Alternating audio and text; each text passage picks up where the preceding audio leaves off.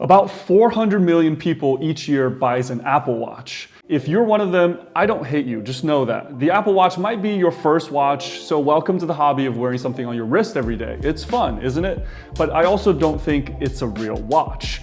It's more of a wrist computer. So now you're ready for a real watch. Which one do you get? It's kind of overwhelming, right? You have dozens of brands, hundreds of models to choose from.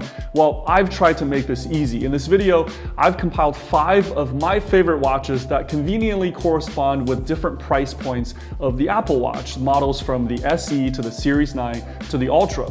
We'll start low and work our way up from there. If you are just getting into watches and want a friendly place to talk and chat about watches, check out the WatchCrunch app. Think of it as the best of IG and Reddit, all combined together, but just for watches. The Apple Watch SE starts at $299, and you might think that's not much to work with, but I've actually got 2 great choices at or below this price point. For $199, you can get into this Timex Marlin chronograph. Timex makes a lot of great watches, but this is currently my favorite. This 40mm chrono has the classic tri-register layout in a black and white panda color scheme. Think the Rolex Daytona, the Tag Heuer Carrera, names that send shivers down watch enthusiasts' backs. The case is finished well enough for the price, and I would try to get this model with the bracelet because the Jubilee is actually a joy to wear. This watch really wins on proportions. At 40mm wide and 13mm thick, it can slip under any cuff. And it can work with just about any attire as well, from formal to casual. Of course, you take some sacrifices at this bargain price. It is a quartz movement, which, you lose out on some of the allure of a mechanical movement, but it also makes this watch perfect for grab and go in the morning without worrying about resetting the time, say after the weekend and the power reserve has run out. The crystal is acrylic or plastic, so it's not sapphire and not as scratch resistant, but it does allow it to have this high domed shape with a really sweet vintage-esque distortions. Every time I put this watch on, I'm just shocked at how much value Timex can pack into this sub $200 price. Oh, my Apple Watch can track heart rates and sync with my phone. I hear this argument a lot. Okay, relax. If that's what you need, then check out the new GShock Square. 4 decades ago, Casio engineer Kakuo Ibe dropped his prized possession, a family heirloom of a watch, and he was able to turn this sorrow into making one of the most beloved shock-proof watches the world over. So last year, the GShock Square was ushered into the modern era with connectivity in the form of the GWH5600. I have it here in this clay color, and it's got a few major updates. First, it's a MIP or memory in pixel screen. It makes a huge difference compared to before in terms of resolution and legibility. Next, you'll find a suite of sensors on the back to track things like heart rate, blood oxygen level, and it also pairs with your phone for additional fitness purposes. Plus, it's solar, so if you wear it outside all the time, no need for battery charging or swapping. One drawback is the added thickness with all the sensors. It grows from like 12mm thick to 16.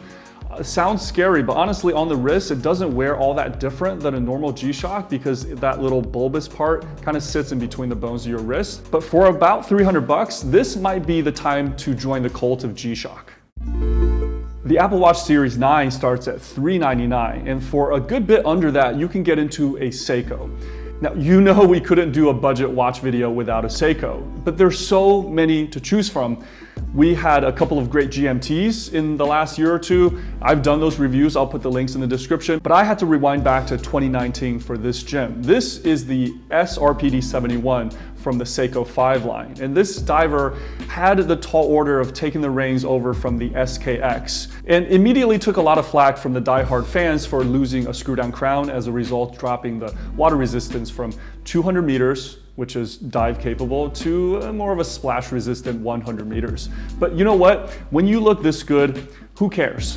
This particular model features a dark blue bezel over a black dial with a white chapter ring sandwich in between, all hooked up to a mesh bracelet. This just screams summer beach watch. Seiko has improved a lot in terms of fit and finish on the case, the bracelet, and the bezel action is just buttery.